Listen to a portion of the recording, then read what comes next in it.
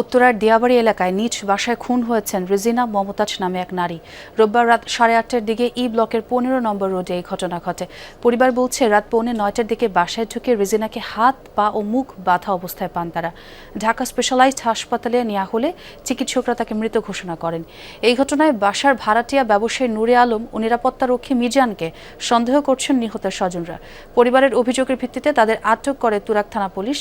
বাসার প্রবেশদ্বারের সিসি ক্যামেরার অপরিচিত 2 জন ব্যক্তিকে প্রবেশ করতে দেখা যায়। তাদের পরিচয় নিশ্চিত করতে পারেনি পুলিশ ও নিহতের স্বজনরা।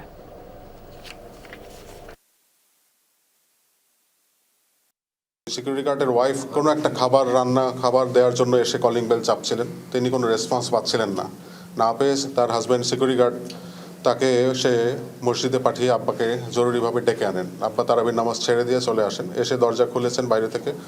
এটা সাধারণত কেউ ভিতর থেকে বের হয়ে যদি দরজাটা টেনে দেয় লক হয়ে যায়, বাইরে থেকে আর কেউ চাবি ছাড়া খুলতে পারেন না। তো আব্বা এসেই এটা খুলেছেন।